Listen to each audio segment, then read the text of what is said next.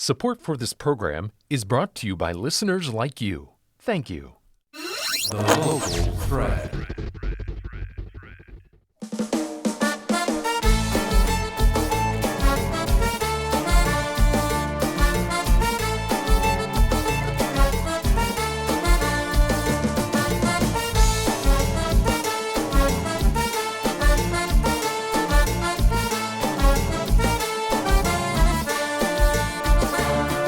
Welcome back to La Prensa Habla. My name is Kevin Salinas.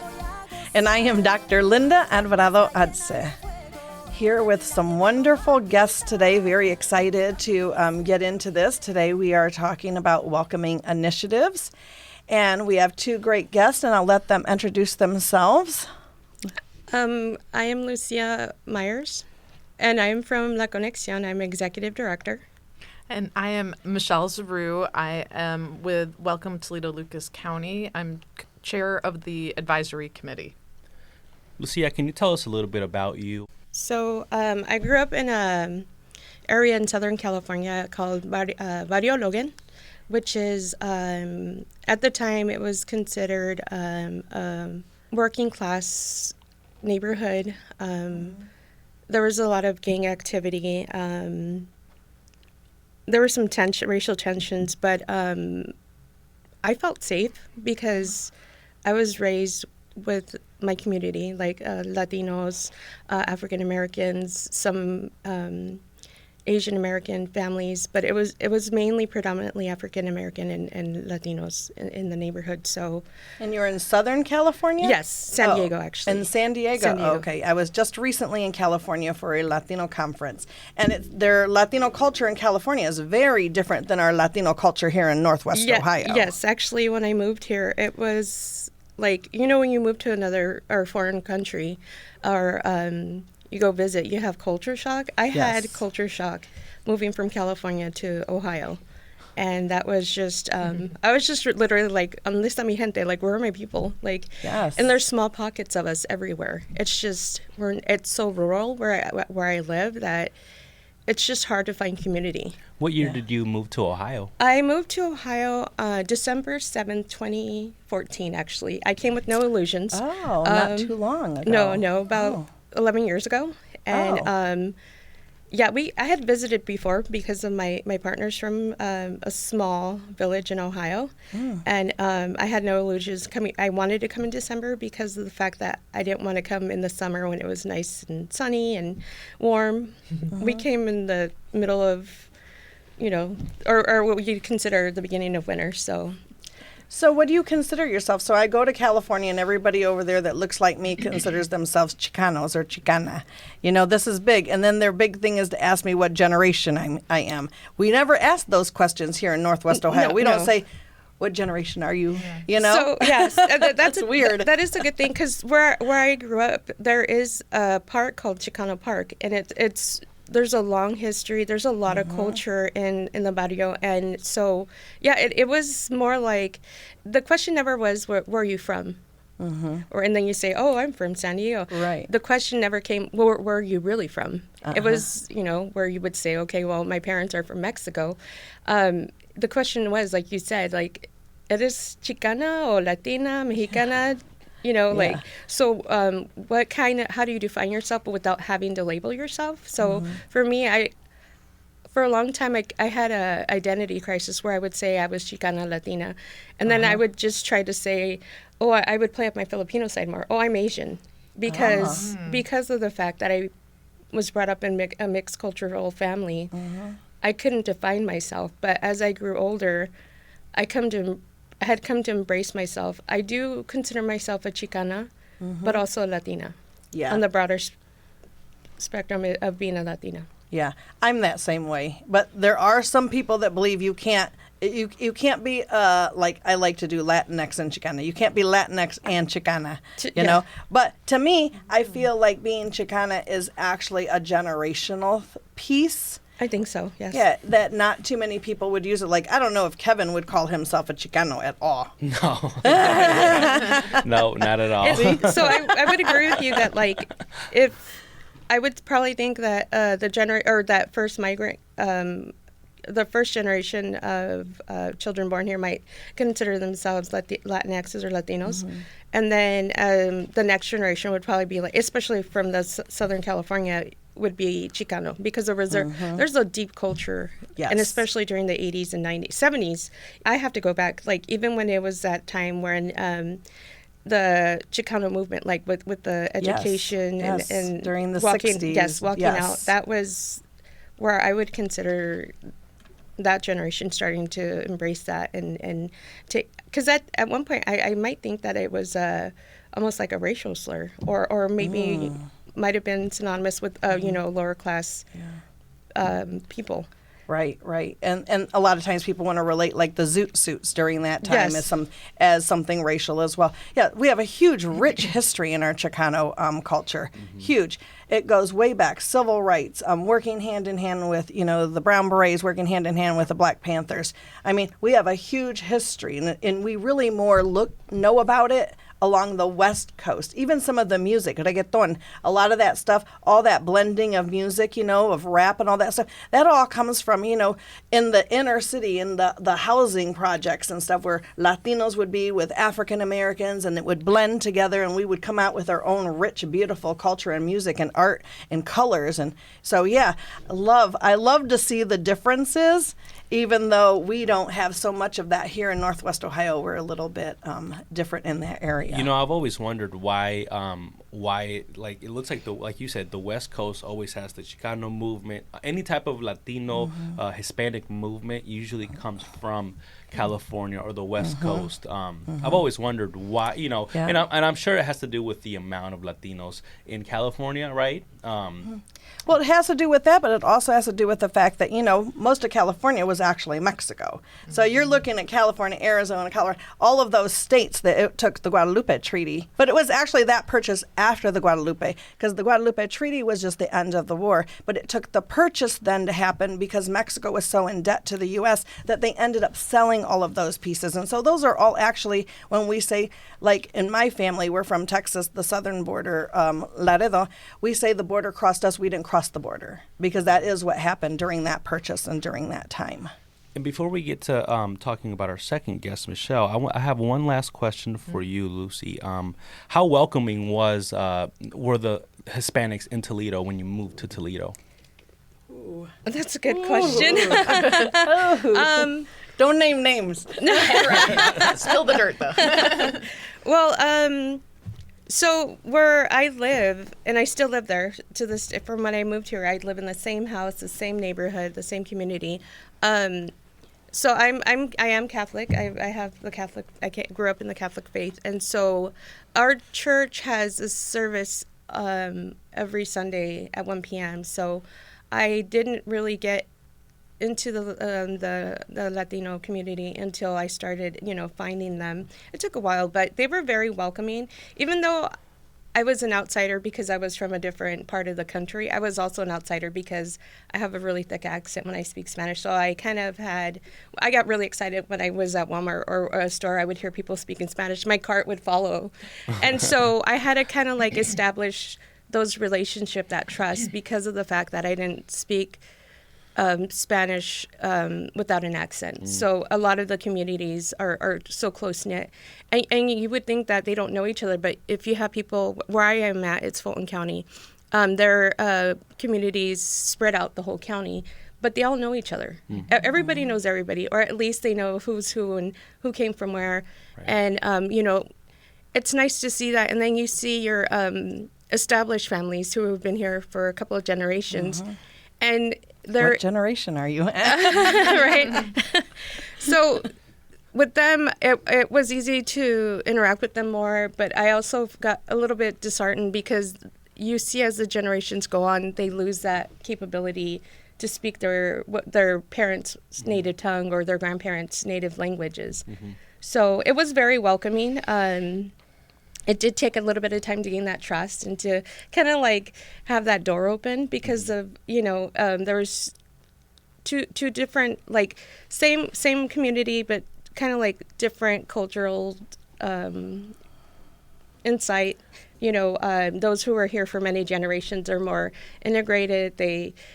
they kind of are that generation of like, and I hate to use this word, but like yo no sabo generation. Yep. We've had a few people mention that on the show. The no Yeah. sabos. Yeah, but it's a true generation. No, it it is. is. Yeah, and not really to make Light fun of it. yeah. Yeah, but there, especially here in Northwest Ohio, there's a lot of people that are Latino that don't speak Spanish, and when they do, we kind of call it like an Appalachian Spanish or something, they haven't been formally taught to speak it. It's kind of like a broken Spanish. Yes. But I travel a lot and I hear broken Spanish all over the place. I go to Puerto Rico and they chop off words. I go to the DR, they chop off words, So everybody has a blend of how they speak, so. And if I may touch on that really quickly, Yes, please. I would like to can we just talk about for a moment the fact that earlier generations when they were here, it was not encouraged to speak Spanish. At home, you would speak Spanish, but my father actually spoke to us in English. And he learned English, and to the point to where he didn't have an accent. So he wanted us to speak English. My mom, on the other hand, who had broken Spanish, learned how to speak Spanish and spoke to us in Spanish. So I grew up speaking both English and Spanish simultaneously. But not everybody had that luxury, I guess, because of people who migrated here wanted their kids not to be judged on their accent or the fact that they spoke a language that was not acceptable here and still is frowned upon, I think. Mm-hmm. Michelle, could you tell us a little bit about you? Yeah, so my name is Michelle Zaru. I currently work for the Sisters of St. Francis and as a Chief People and Culture Officer and Deputy General Counsel, which is a big title. But I grew up in Michigan, actually. I grew up in the suburbs of Detroit, and my parents were immigrants, and so I'm first generation born in the U.S., in case you're wondering. And she's first gen. Yeah, I'm first gen, of that generation. So my parents are both immigrants from Palestine. My dad immigrated with his family in the early 1950s. I always joke that my dad's father, my grandfather, was like the first immigration lawyer in our family. I'm the second. But he was never a lawyer, or I don't even think finished high school, but he just figured out the system and got his family and his brother's family and his other's family, and he helped dozens of people come to the U.S. And he started a store in downtown Detroit. And so my dad grew up in Detroit and then gradually moved into the suburbs. So I was born in a suburb of Detroit called Northville. My mom's family actually, her house was really where Tel Aviv is now. I mean, she was forced out of her home in 1948 when she was 5 years old. And so her family packed a truck. They had a kind of family compound where there were 4 houses, and they all went in together on a truck and drove to Amman, Jordan, where they had family. So she ended up being raised in Jordan instead of her home because she could never go back. And in fact, they were told they could go back after 15 days, and they were never allowed back. Right. To the point where my grandmother didn't even pack her jewelry because she thought they were coming back, and they were told it was temporary. So, so that's a real strong part of our family lore. And something that I've always grown up with. But yet at the same time, what you were saying about language really resonates with me because my mom was so excited to be an American and to come to America. She had worked in the U.S. Embassy. She worked for USAID, actually, when she left high school because her English skills were so good. And she was so excited to marry an American man. Like my dad was American by that point, and learn English. So when I was young, she spoke to me in English, and my parents spoke to each other in English unless they wanted to talk about something that they didn't want us to know about. And so really I wasn't raised speaking Arabic, and to this day I can't speak Arabic except for the patchwork of, I know this word and I know that word, because she was wanting to learn English through talking with us. So do they have a word in Yeah, like, in Arabic for... Yeah, like the no sabo? No, they just ridicule us. Well, But right now must be I really... like that word. I want to kind of find a way to adopt it. Well, today is a really trying time then for a lot of the family that, where you're Yeah. You know, are your parents still alive? Are they witnessing what's happening currently today? My dad passed away in 1986, so so he has not been around to see any of this. But my mom is still alive, and my mom and my family is devastated to hear about what's happening, especially in Gaza. We don't have relatives in Gaza, but in the West Bank there are more and more incursions on the West Bank. So every time we start to worry, because my dad's city is Ramallah, which is where used to be the headquarters of the PLO back in the day, but that's a city in the West Bank, and so every day it sounds like it's coming closer to where we still have family, and so you just the live West on the Bank edge.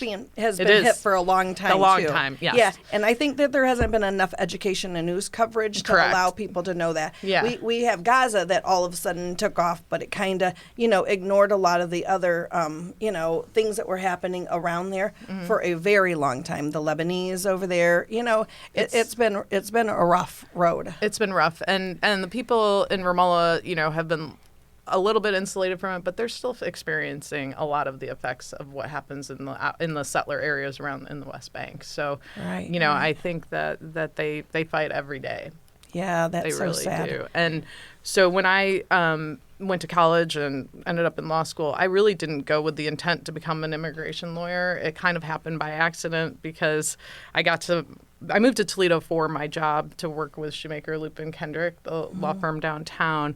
And I was in the employment and labor department, and I always wanted to do kind of civil rights work, but I thought, well, this is a good way to pay off my student loans while I try to learn this stuff, And then our immigration lawyer left, and we had a contractor come in, and cases were getting messed up. And so a senior partner came to my office, handed me like 25 files that were all screwed up and said, fix this. And so that's how I learned to practice immigration law. I just started one by one and figured out how to be an immigration lawyer. But it really resonates with me that to do this work, because of my history, because of what my family went through, it's important to me. So I've been able to turn my immigration law practice into advocacy with Welcome Toledo Lucas County.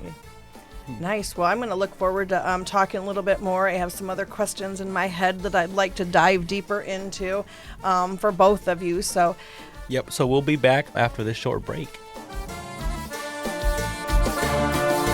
Que la vida es solo una y solo uno voy a gozar. Mi alma está llena de fuego y nadie me lo va a quitar. Welcome back, everyone, to our second segment of La Prensa Habla.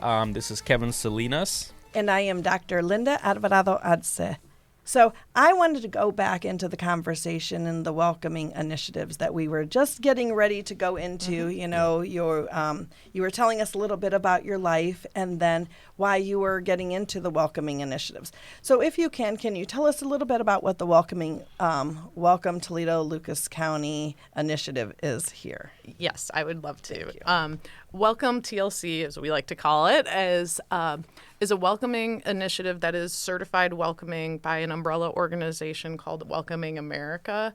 And it really formed in probably 2014 driven by Lucas County. The Pete Gerken staff member, Brittany Ford, was put in charge of spearheading this welcoming movement. Yeah. I was going to interject just a little bit, only because I brought the welcoming initiatives to Lucas County. You did? I did, through the city of Toledo when I was through the Board of Community Relations.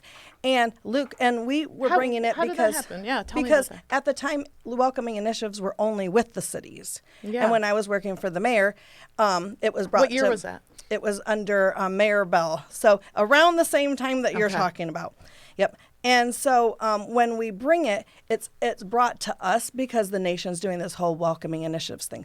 I then get with Brittany, and Brittany and I decide, why don't we make this where that's why you have the Toledo and the Lucas county, County in there. We're one of the first ones to be able to do that. Yeah. And, it was just city, really. Yeah. But we bring it and we take it to both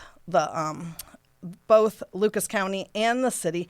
Brittany and I work together on this because initially, really, This is all predating me, so I had no it is. idea. I Yeah. know. But really, I wanted to do sanctuary. And Yeah. that was why. And my push was really for sanctuary. It was the county then that said, and I had the support from the city to do that, but the county had said they had preferred to stay with the welcoming, because if you would have went sanctuary, and we'll have that discussion here, there's negatives to that in regards to funding and collaborations and stuff. So we go this way. Brittany and I write a grant. We get with the Welcoming America. We write a grant. We go to Atlanta. We get some training. We bring that back. She continues to do it, and then I branch off of that, and then they have the committee that continues to do that. So that's really then how that started. But then, yeah, it looks like that it's that, started with but the it county. really started with the city, just to give the city some No, that's props. great. I'm happy to know that history. And I really got brought in after it was already well underway, and because I didn't join till maybe late 2014. But Brittany didn't do it alone, also because she partnered with LISC, Local Initiative Support Coalition, or Yes, is that right? yes. Yeah. And Sarah Allen. So between Yes. Brittany Ford and Sarah Allen, they did the certification for the county at that time. And then I was kind of brought in. I don't think we were quite certified, but they were working on it when I was brought in to join what was at the time a steering committee. And so we were really just advisory to them about what the community needs were at that time. And then I ended up serving as co-chair of the steering committee with Giselle McDonald, now McDonald. And then and then when they moved it along to what it is now, they changed their committee structure to more of an advisory committee, and then I ended up chairing that later too. Yep. So. And currently now it's housed at the The downtown library. Yep. So for somebody like me who has no idea what Welcome Initiative is, how is this organization or program resourceful?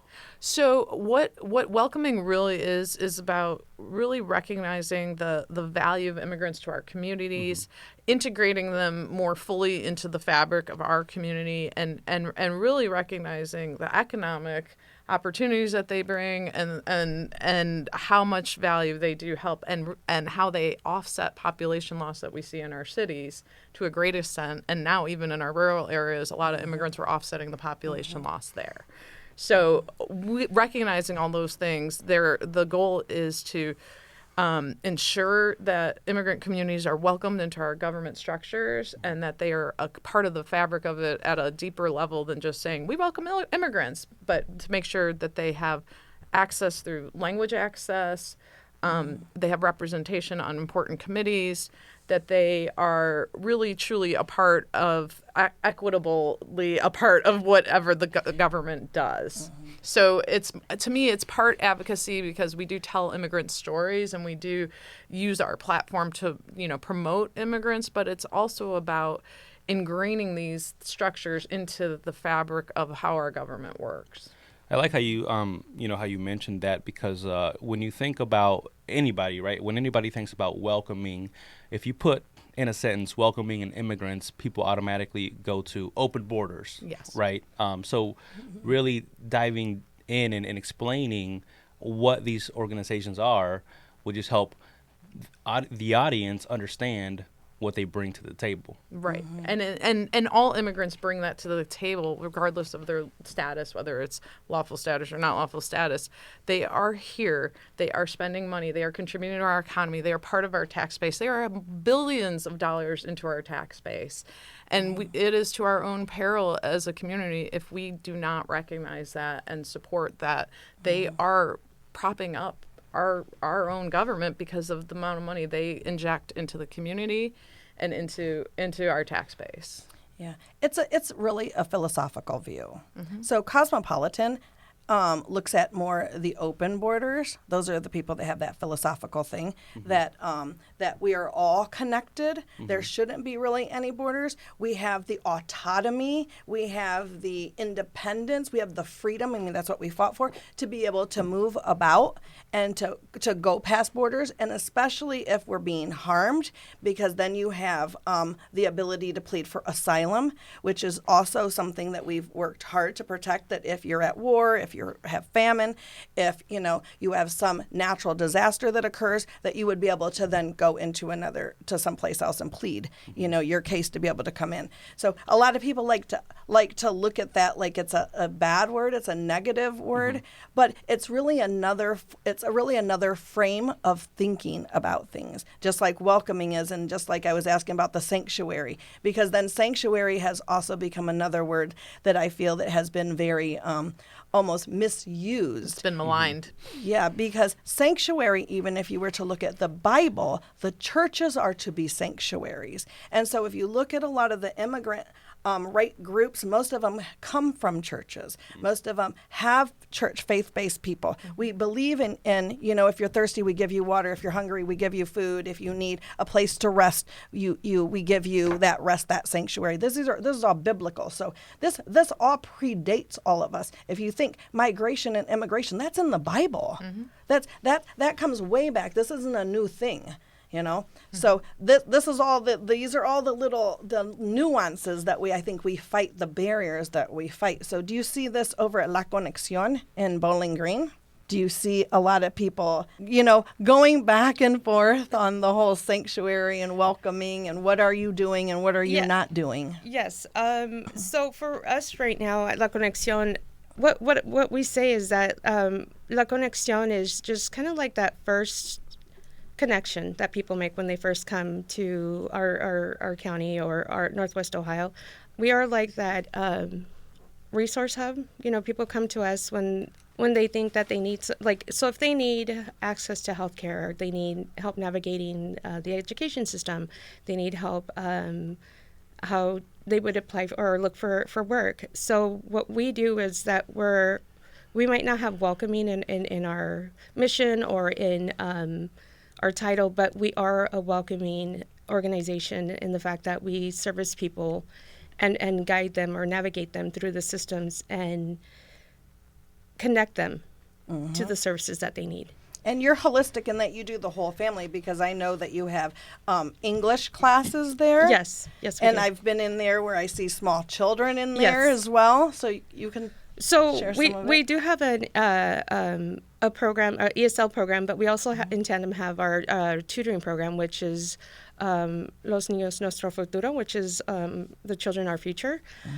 So while parents are going and attending ESL classes, their children who are students would have like that academic tutoring where they have help with homework, and then healthy snack, water, because, you know, when you're learning, you need to have And honestly, that shout out to ESL, because that's how I learned English. Yes. Yeah. Oh, really? Yep. They would take You are me. an English as a second language, Yeah. ESL, that's they what would. that They stands would. for. I just want the listeners to know, that's all. They would take me out. I think it was like 1 or 2 hours every single day in school, and take me to the library, teach me English, and so shout out to ESL.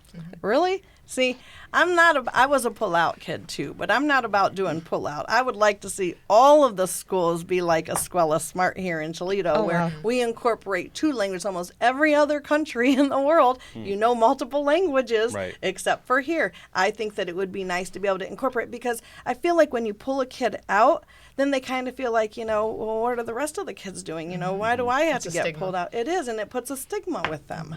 Yeah, so I have some little, you know. You know, if we go back to what we were talking about, No Sabo, right? No Sabo kids. The No Sabo generation.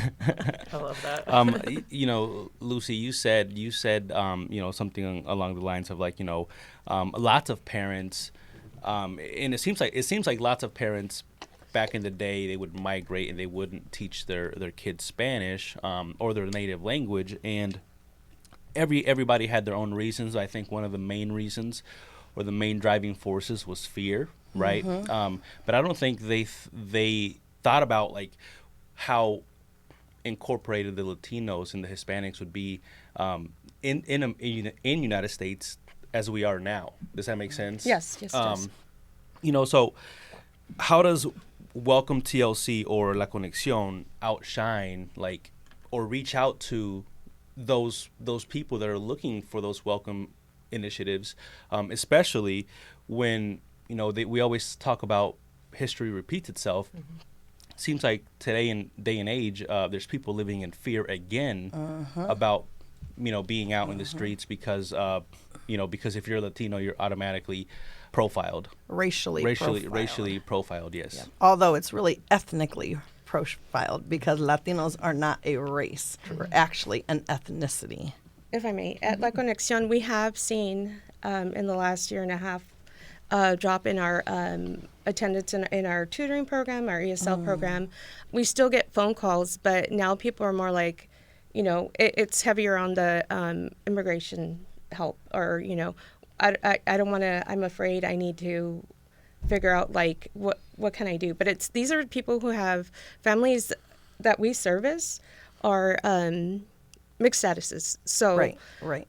Or and mixed status means that the family will have some members in the family that are U.S. citizen, some that are undocumented maybe, or some that have temporary protection status who are allowed to be here with temporary protection status. They are not undocumented, or as others would call them, illegal. We actually call them irregulars in our arena. And adding on to that, the way things are going, some of these mixed status families are they're changing. Their status is changing, not because they did something wrong or because they lost their papers. It's just policies are changing. It's the rules change in the middle of the game. I tell everybody it's like a football game. Would you be happy that we moved the goalpost in the middle of the game and said, oh, hey, now you got to make it over there? No, we would be upset about that, but we're okay with it with people's lives. We're okay that we changed the rules in the middle of it and said all of a sudden we gave you the right to be here, but now all of a sudden you don't have the right to be here anymore. So, and then going on that, so we saw a drop in attendance. We saw a drop in people being there physically, but the calls never stop. The emails never stop. People still need help. They still need services. But whether their status is one way or another, there's still fear among Latinos or immigrants or migrants who, even if they have their documents or their naturalized citizens, they don't want to go outside. They don't want to go outside because of the color of their skin, the way their last name sounds, the way their accent is, or if they can't speak English perfectly. Right. And this isn't just the Hispanic community. I hear this from tons of people. Yes. My own friends are afraid to travel because they are naturalized citizens. And they are not necessarily from one community or the other. Right. I know many people that are naturalized citizens or even born here that have had to go to Detroit to Homeland Security and have to check in and prove it and bring their children and stuff, and they have their papers. It's turning on everybody right now, on everybody. I would just like to answer that question from the perspective of Welcome TLC as a joint government organization that is the county, the city, and the Toledo Public Library. When you hear messages from Welcome Toledo Lucas County, like you are welcome here, and we're highlighting the great value that immigrants bring, then I think it makes you feel, I have to think as an immigrant and as, a child of immigrant myself, you're less alone. Like your community supports you and they're giving you resources and they're giving you ways to get information. Like the reason we made these stickers that I'm pointing out that say you are welcome here with a QR code is because we wanted people to have information about their rights without having to look around for it. Well, if it's on a QR code that anyone can scan with their phone, that's a good way to get information to a lot of people. So there are things like that we can do from a government perspective that complements what you're doing on the ground. And a lot of it is coordinating mutual aid and ensuring that we can help each other. Right. And one of the things that people that probably don't know is welcoming the Welcome TLC here. One of the big things that it did was be able to push that if you receive federal funds, that you would have to provide things in their native language. Language access that wasn't there before. We would have to find a translator. They would have to use their kids to translate. And none of that is right to one, put that pressure on a child, but also to expect somebody to know legal or medical or all this other terminology. So that was the benefit of the welcoming initiatives, but also the benefit was to tell the stories in a positive light and to change the negative narratives, to debunk some of these stereotypes that people have, and that's what they were charged to do. When we come back to our third segment, we're gonna break bread, but I would like to talk about or discuss how someone that's listening right now can help. Right, how they could reach out to help the Latino community, the Hispanic community, so that, like you said, all resources align and we work together to make sure that everybody feels welcome. Yeah. So we'll be back.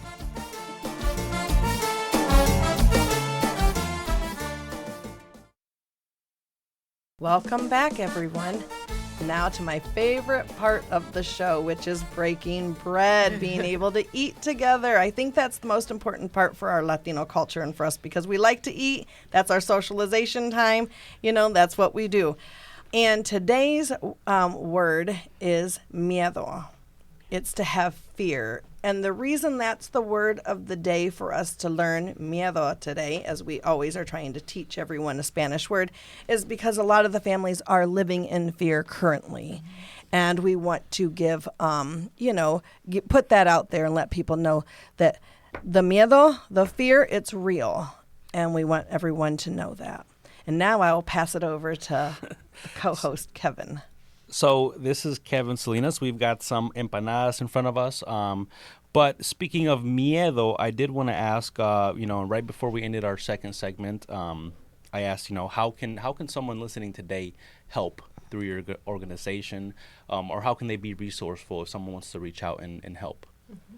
You want me to start? Yeah. You can learn more from our Welcome Toledo Lucas County librarian, Melly Douglas. Melly Rebus Douglas, I should say. Mm-hmm. She is, her title is actually New American Services Librarian, but she is also essentially the executive director of Welcome Toledo Lucas County.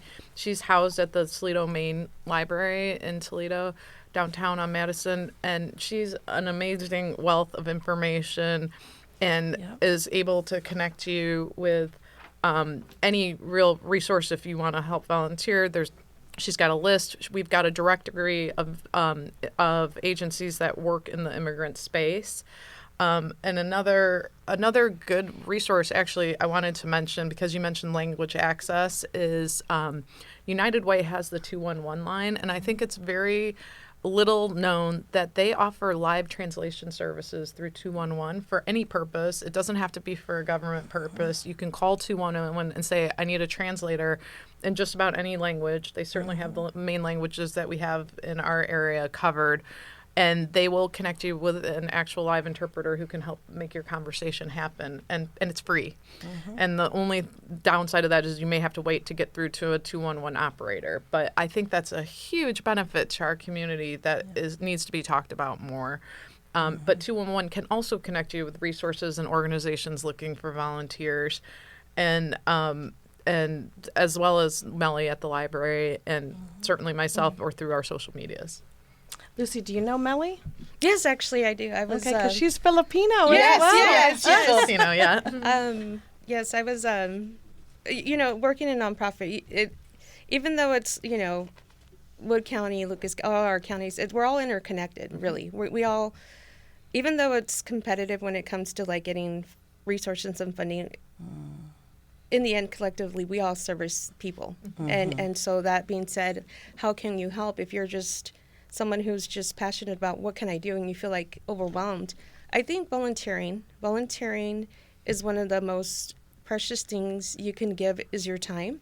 Yes. And so, of course, at La Conexión, we're always looking for volunteers. We have events. We are at this time and point, we do have quite a bit of volunteers, which is great. And I love how people are coming together as a collective and we're going to volunteer. But there's a lot of other places that you can volunteer at. Water for Ishmael, local food pantries. The Greater Toledo Newcomer Center, which is our refugee agency. Yes. And where is that one at? That's on Talmadge and Monroe. in that weird shaped building that has the little drive-through where you drive And under the building. who's heading that? I don't think I know much about that one. Greater Toledo Newcomer Center is under HIAS, which is the refugee agency, and they're Which is a essentially an Hebrew- arm. Yeah, HIAS is Hebrew Immigrant Alliance or something. Right. Yeah, and then but they're actually powered by the Jewish Family Services in Washtenaw County, Ann Arbor, and so that because of all their loss of funding, that office is kind of the director. Someone from Ann Arbor is directing the Toledo office, but the Toledo office is still providing English language educational classes. They are still helping people with driving, with learning how to drive. I've just got a call asking me to help with that, and they are doing a lot of work with the people who are already here, even though they don't have the resources to bring in the new people besides white South Africans. That's all who's been approved. Yeah. So, but they really could use help, and they actually, I got a call yesterday. They're looking for people who want to help teach people to drive. So, because Ohio tightened up on their laws on getting a license, you need actual hours with a driver or an instructor. So there's a lot of ways you can help. And I just want to say about the collaboration piece, La Conexión was really fundamental in connecting all of the service providers together. We had a convening that was held at the Sisters of St. Francis in our Franciscan Center, and all of the representatives from all the organizations working in the immigrant space, this was about 3 years ago, came together and convened meetings to talk about changing the narrative, making sure we're all speaking with one voice about the positive things immigrants do, sharing information about which group does and how do we not duplicate resources. And really, since that time, we have been in a much more collaborative space, and we all understand, well, oh, you have this issue, you should talk to this person, and we pass people back and forth. And like you said, you may compete for a grant, but at the end of the day, we are working together in a way that did not happen in my first 15 years here in Toledo. So I'm really proud of that work, and it was really driven by La Conexión. I've been eating this empanada. I don't know if you sorry. had, I got too serious. if you had That's the what chance to happens try when it. that's what happens I when you think put it's a whole delicious. bunch But of it is. Latinos together. We start talking and we forget we're eating. but it is a very good empanada. I'm not sure how empanadas are made, but I'm going to share a quick story about at least how I grew up, right, and what empanadas remind me of. When you go to a house in Honduras, and I'm sure it's the same across all of Latino, all of the Hispanic countries, usually they greet you with un café con pan, una empanada con pan, right? And it's a welcoming thing that we do to basically say, hey, come here, sit down, have a coffee, you're safe, your family, right? And Lovely. and that's what it reminds me of. You know, it reminds me. I wish I had a coffee with me, but that's what really it reminds me of. And I think it kind of turned out perfectly that we're having empanadas, because empanadas are a sign of welcome, right? And they're a sign of, hey, sit down. Like I said earlier, you're safe. Let's talk. Your family. You know, so I guess I couldn't help but. That's a great observation. Yeah, that is such a nice observation. Yes. Lucy? So I wanted to add, so when I would go visit my dad's side of the family in Mexico, they're actually from Jalisco. They were from a small village, but then they moved to Puerto Vallarta, which is like very touristy. I do remember. I just got back from there. I do remember, very beautiful place. I do remember café con chisme. You know, like. Anybody from the neighborhood would just come to the door, and my grandmother would invite them in, and it was always coffee. Café con leche, and then offering. And I know empanadas, they're synonymous with not just Mexico and Honduras, but all of Latino America. Yeah. So I remember having the sweet empanadas, like the pineapple. Well, my favorites were pineapple, so I'm just going to say pineapple. Pineapple, pumpkin. yes. Yeah. The Mexicans, we make a lot of the sweeter ones. Yeah. And so I do remember, and being like a pre-adolescent, be giving coffee with more milk than coffee, but still having coffee with the sweetbread. But it was empanadas, and they're so good. I think you can't overstate the power of food to community and to welcoming and to just cross cultures. There was a group in Toledo that was having dinners where they'd invite people from who are newly arrived to have dinner with them, and like they just have different people in and out of their house with different guests. I think Welcome TLC has recognized this because we have an ongoing series of cultural cooking classes. So we're trying to share the knowledge of different cultures' food. So empanada class would be great. But I think that there's just the number one thing when people talk about the immigrants that they know in their lives, and the number one thing you hear is they're so generous, they're so welcoming. You know, I hear that a lot about Arabs. Of course, in your community, it's the same. And I think it's the one common thing that connects us is the food, and it's the most powerful. Yep. Well, it's also it's a trust thing, right? So the moment you cook for somebody, the moment you bring something to the table and say, "Hey, I invite you to eat with me," it's like an invitation. Right. And the moment the other person accepts it and starts eating, it's a trust. It builds trust. That's You know, right. so it's like, There's hey, common ground. exactly. Yep. And for those that are listening, an empanada is like a turnover. It's kind of like what we call up in the UP or up in Michigan, the North, a pasty. Yeah. Yeah. It's Like the Polish. Yeah. Yep.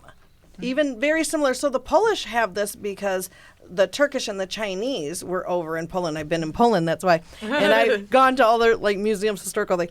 And so they were able to also do something. That's why you'll see the little dumplings or the, a lot of Pierogi. similar food as you're like, oh, that kind of looks like an Asian, is because they did have the Asians over there.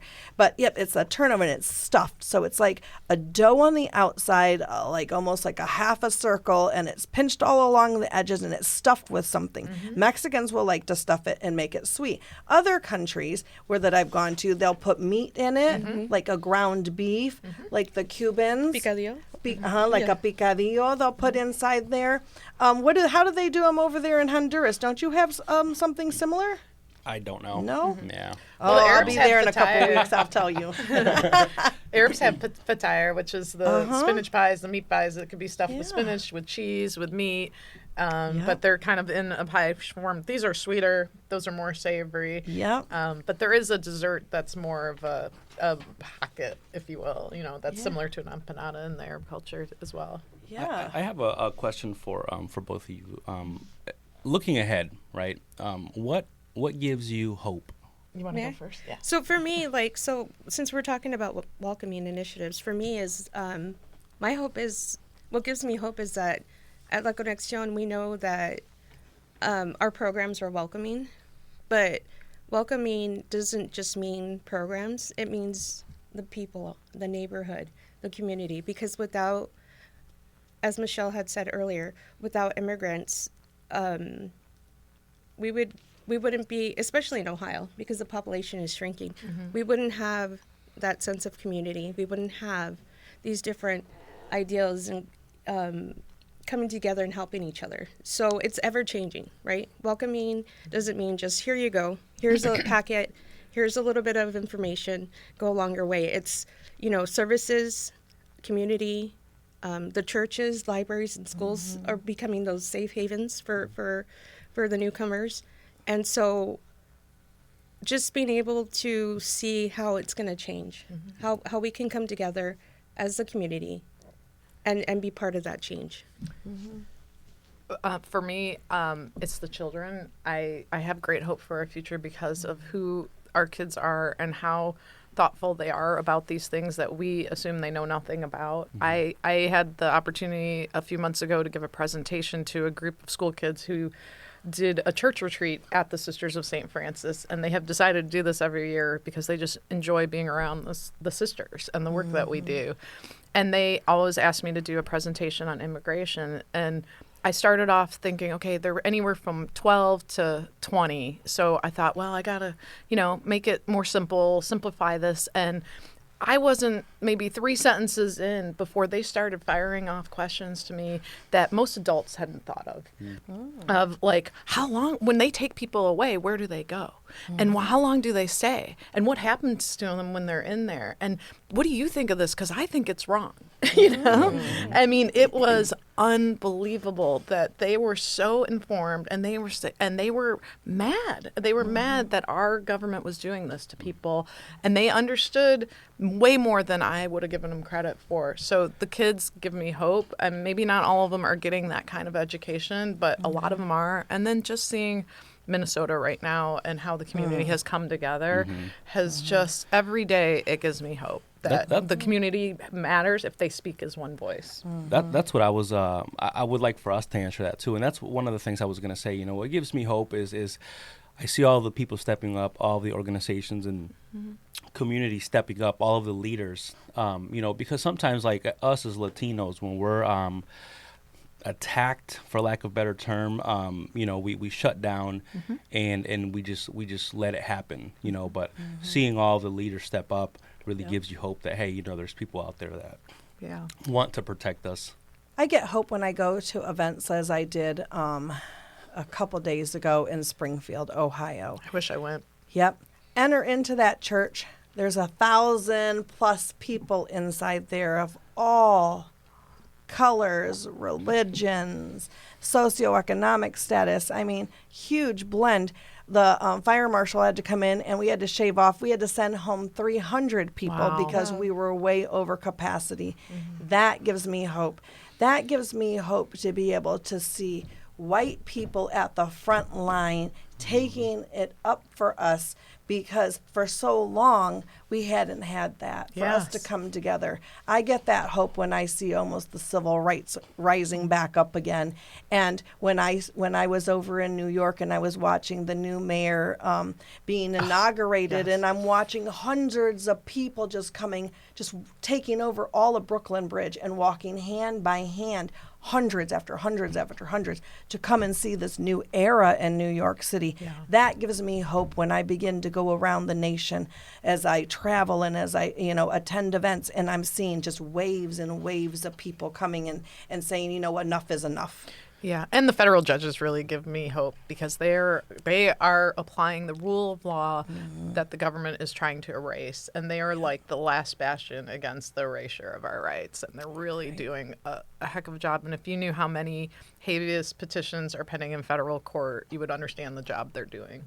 Yeah. And I have one more question before we have to wrap up, and we've only got a couple of minutes, so if you could keep it short.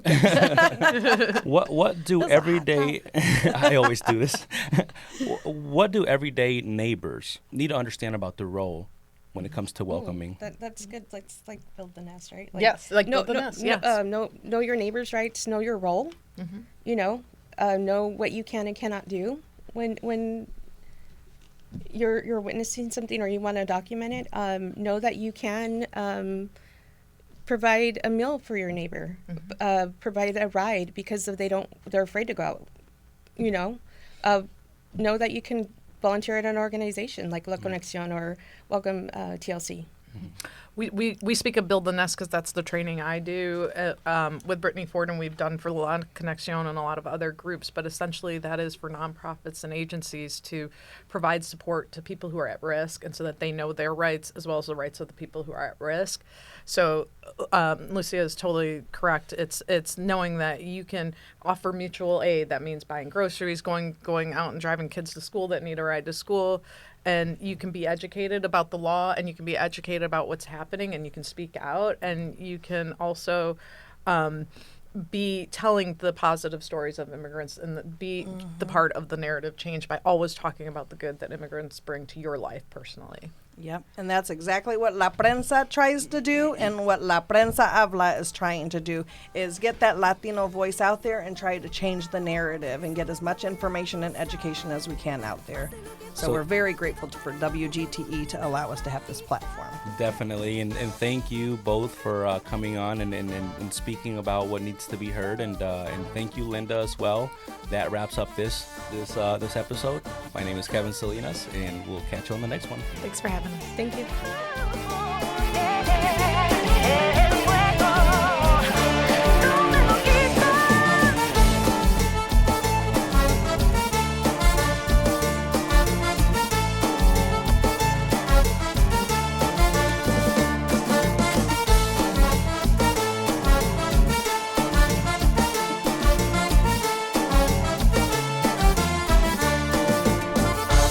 The Local Thread is a production of WGTE Public Media. Episodes can be heard weeknights at 7 on FM 91 or anytime at WGTE.org. The views and opinions expressed in the Local Thread are those of the hosts of the program and its guests. They do not necessarily reflect the views or opinions of WGTE Public Media.